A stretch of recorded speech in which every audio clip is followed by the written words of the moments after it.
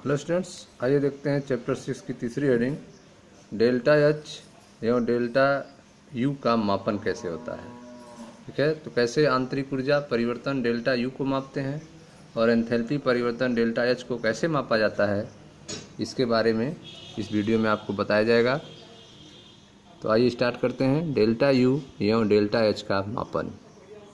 कैलोरीमिति रासायनिक और भौतिक प्रक्रम से संबंधित ऊर्जा परिवर्तन जिस प्रायोगिक तकनीक के द्वारा ज्ञात करते हैं उसे कैलोरीमीटर कहते हैं।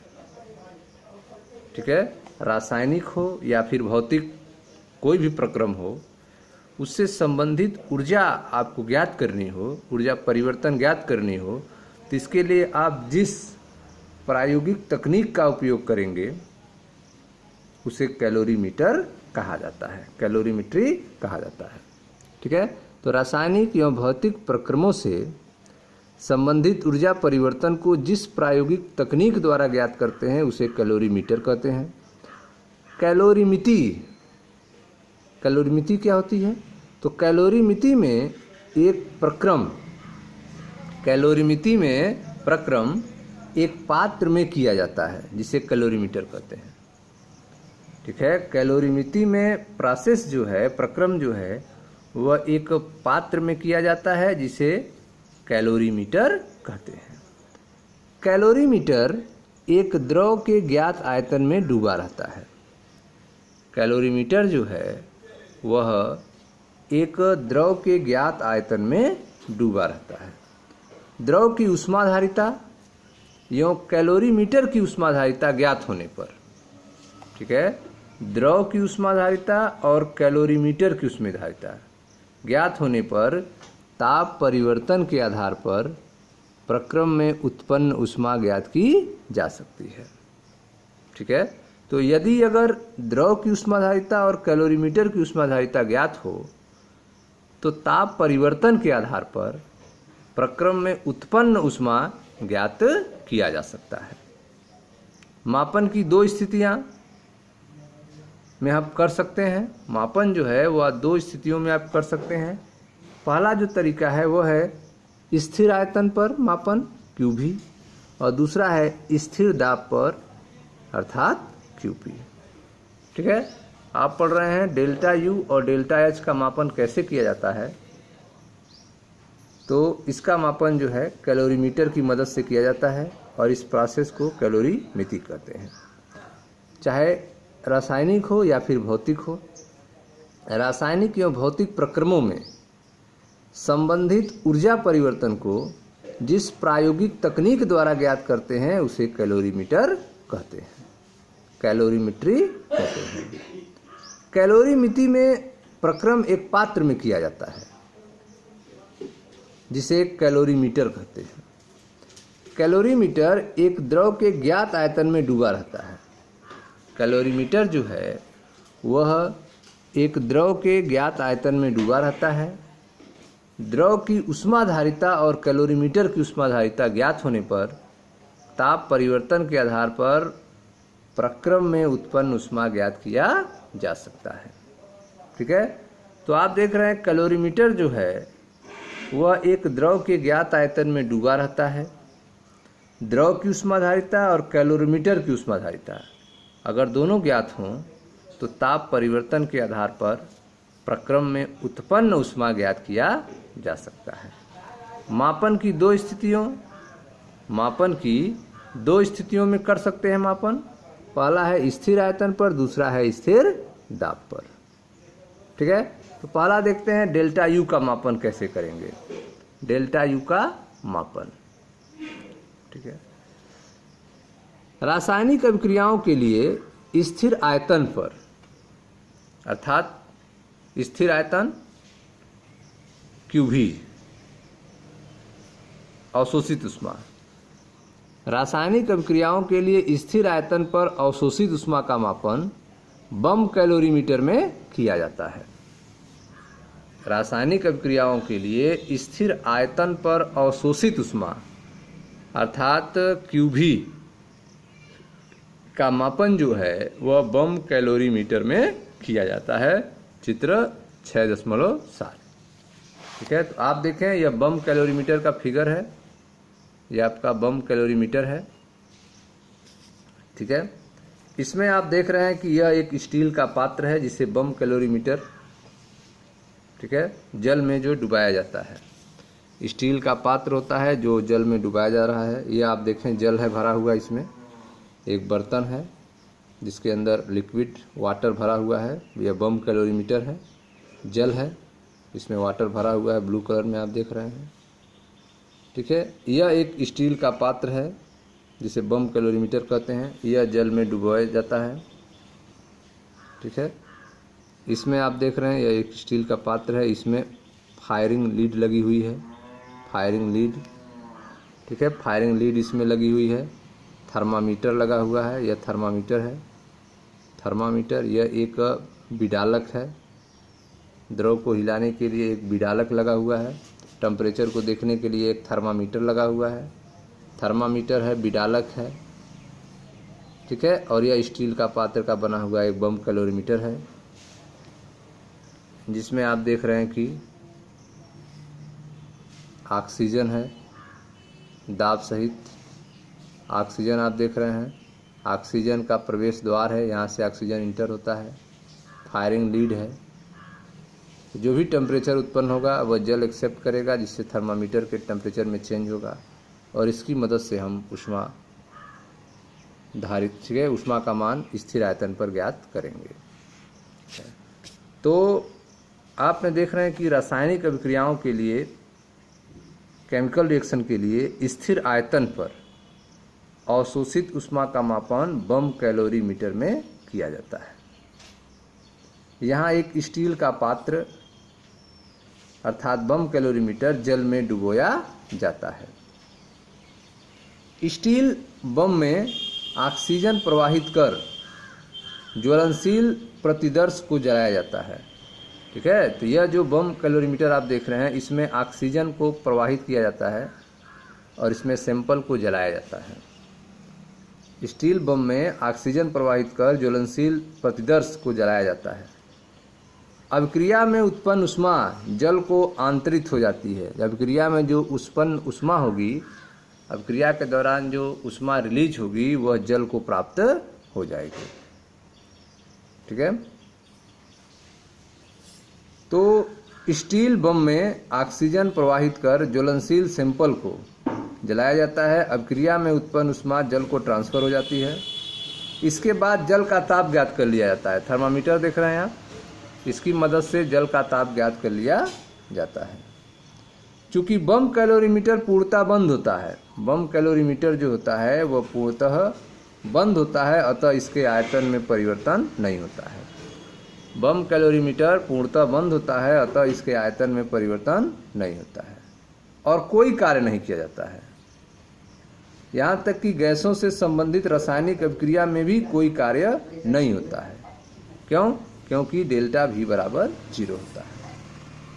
ठीक है, अतः आप जो है आप समीकरण 11 की मदद से QV बराबर C delta T, CV delta T की मदद से कैलोरीमीटर की उष्माधारिता ज्ञात होने पर ताप परिवर्तन QV को ज्ञात कर लिया जाता है। ठीक है, तो डेल्टा U का मापन आप पढ़ रहे हैं किसी रासायनिक अभिक्रिया के लिए, तो इसमें आपने देखा कि रासायनिक अभिक्रिया के लिए स्थिर आयतन पर अवशोषित उष्मा का मापन जो है बम कैलोरीमीटर में किया जाता है। यहाँ एक स्टील का पात्र जल में डुबाया जाता है। स्टील बम में ऑक्सीजन प्रवाहित कर ज्वलनशील प्रतिदर्श को जलाया जाता है। अभिक्रिया में उत्पन्न उष्मा जल को आंतरित हो जाती है, जल को ट्रांसफर हो जाती है। उसके बाद जल का ताप ज्ञात कर लिया जाता है।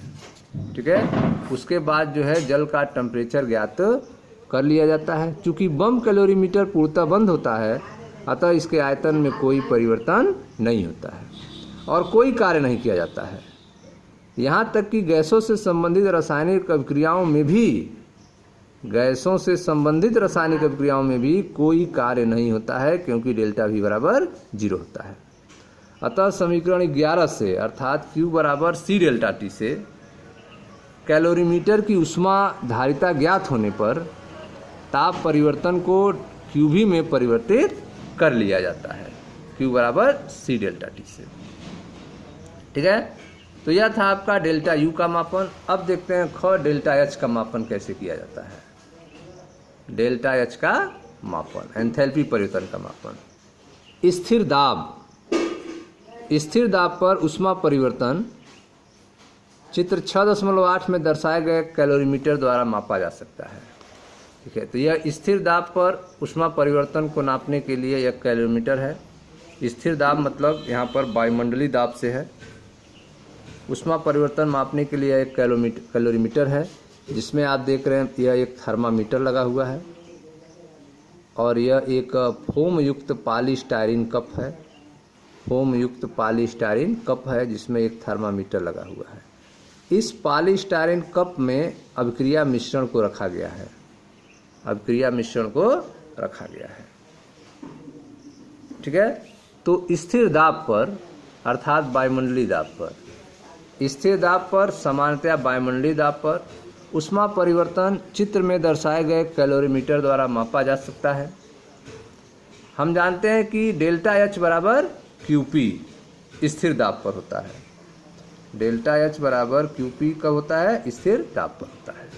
अतः स्थिर दाब पर उत्सर्जित अथवा अवशोषित ऊष्मा QP जो होगी वह अभिक्रिया ऊष्मा अथवा अभिक्रिया एंथैल्पी कहलाती है। स्थिर दाब पर उत्सर्जित या अवशोषित ऊष्मा जो QP है वह अभिक्रिया ऊष्मा या अभिक्रिया एंथैल्पी कहलाती है, डेल्टा HR कहलाती है।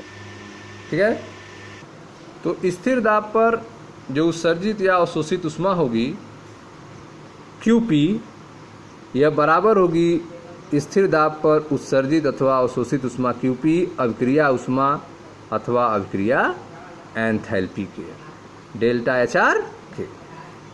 ठीक है, तो इस तरह से डेल्टा H का मापन किया जाता है।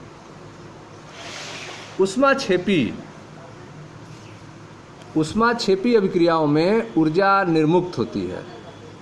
ऊष्माक्षेपी अभिक्रियाओं में ऊर्जा निकलती है, ऊष्मा निकलती है। ऊष्माक्षेपी अभिक्रियाओं में ऊष्मा निर्मुक्त होती है तथा निकाय से परिवेश में ऊष्मा का प्रवाह होता है। निकाय से परिवेश में ऊष्मा का प्रवाह होता है, इसलिए QP ऋणात्मक होगा तथा डेल्टा HR भी ऋणात्मक होगा। ठीक है, तो ऊष्माक्षेपी अभिक्रियाओं के लिए QP ऋणात्मक होगा और डेल्टा HR भी ऋणात्मक होगा। इसी प्रकार ऊष्माशोषी अभिक्रियाओं में ऊष्मा अवशोषित होगी, अतः QP और डेल्टा HR दोनों धनात्मक होंगे। ठीक है, तो ऊष्माक्षेपी अभिक्रियाओं में ऊष्मा निर्मुक्त होती है तथा निकाय से परिवेश में ऊष्मा का प्रवाह होता है, इसलिए QP ऋणात्मक होगा और डेल्टा HR भी ऋणात्मक होगा। इसी तरह से ऊष्माशोषी अभिक्रियाओं में ऊष्मा अवशोषित होगी, QP और डेल्टा HR दोनों धनात्मक होते हैं। ठीक है, अब एक उदाहरण है। निम्नलिखित समीकरण के अनुसार, यह समीकरण दिया गया है, 1 ग्राम ग्रेफाइट को ऑक्सीजन की अधिकता में 1 वायुमंडलीय दाब और 298 केल्विन पर बम कैलोरीमीटर में दहन कराया जाता है, जिससे कार्बन डाइऑक्साइड गैस बनता है। अभिक्रिया के दौरान ताप जो है 298 केल्विन से 299 केल्विन तक बढ़ता है। 298 केल्विन से बढ़कर 299 केल्विन तक हो जाता है। यदि बम कैलोरीमीटर की ऊष्माधारिता 20.7 किलोजूल पर केल्विन हो तो उपरोक्त अभिक्रिया के लिए 1 वायुमंडलीय दाब 200, ठीक है, और 298 केल्विन पर एंथैल्पी परिवर्तन क्या होगा, डेल्टा H का मान क्या होगा। इस रिएक्शन के लिए डेल्टा HR का मान क्या होगा।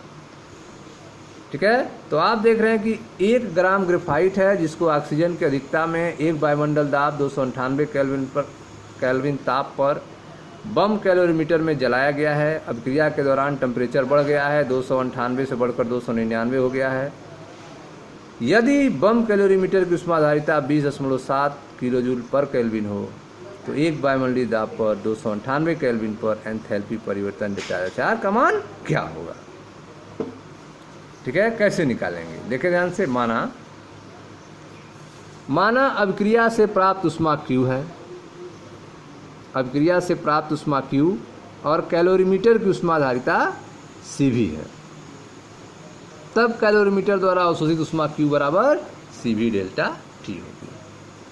ठीक है, अभिक्रिया से प्राप्त ऊष्मा Q, कैलोरीमीटर की ऊष्माधारिता CV, तब कैलोरीमीटर द्वारा अवशोषित ऊष्मा Q बराबर होगा CV डेल्टा T। अभिक्रिया से प्राप्त ऊष्मा का मान समान होगा, अभिक्रिया से प्राप्त ऊष्मा का मान समान होगा परंतु चिन्ह ऋणात्मक होगा, क्योंकि निकाय द्वारा प्रदत्त ऊष्मा कैलोरीमीटर द्वारा ग्रहण की गई ऊष्मा के बराबर होगी। ठीक है, ऊष्मा Q बराबर CV डेल्टा T, अभिक्रिया से प्राप्त ऊष्मा का मान समान होगा परंतु चिन्ह ऋणात्मक होगा, क्योंकि निकाय अर्थात अभिक्रिया मिश्रण द्वारा प्रदत्त ऊष्मा कैलोरीमीटर द्वारा ग्रहण की गई ऊष्मा के तुल्य होगा, लेकिन ऋणात्मक होगा, अर्थात Q बराबर minus CV delta T, Q बराबर minus CV delta T। Minus CV का मान 20.7 किलो जूल पर केल्विन, डेल्टा T का मान 299 माइनस 298, अतः आगे आपका ऊष्मा Q बराबर माइनस 20.7 किलो जूल। ठीक है, अब यहाँ पे जो Q आया है वो माइनस 20.7 किलो जूल है। यहाँ ऋणात्मक चिन्ह जो है अभिक्रिया के ऊष्माक्षेपी होने को बता रहा है। ऋणात्मक चिन्ह जो है वह यह बताता है कि अभिक्रिया कैसी है, ऊष्माक्षेपी है। अतः 1 ग्राम ग्रेफाइट के दहन के लिए 1 ग्राम ग्रेफाइट के दहन के लिए डेल्टा U बराबर माइनस 20.7 किलो जूल पर केल्विन। अतः 1 मोल ग्रेफाइट के दहन के लिए 1 मोल ग्रेफाइट के दहन के लिए 12 ग्राम पर मोल, वजन कितना होगा 1 मोल का, 12 ग्राम पर मोल गुणे माइनस 20.7 किलो जूल अपान 1 ग्राम, यह हो गया माइनस 2.48 गुणे 10/2 किलो जूल पर मोल। अब यहाँ पर समीकरण के अनुसार डेल्टा एन गैस बराबर 0 है, डेल्टा एन गैस बराबर 0 है, इसलिए delta H minus delta U बराबर आ जाएगा आपका माइनस 2.48 गुणे 10/2 किलो जूल पर मोल।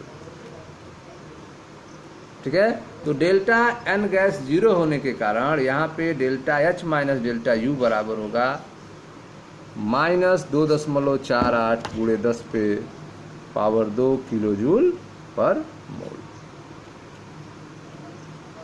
ठीक है स्टूडेंट्स, तो यह था एक क्वेश्चंस जिसके बारे में आपको चर्चा की गया। अब जो है मिलते हैं नेक्स्ट वीडियो में जहां चर्चा किया जाएगा अगले टॉपिक का। मैं मनीष गुप्ता अपने चैनल का आपका स्वागत करता हूं। यह है आपका डेल्टा H बराबर डेल्टा U, डेल्टा H बराबर डेल्टा U के, और यह बराबर होगा माइनस 2.48 गुणे 10/2 किलो जूल पर मोल के। Okay students, thank you.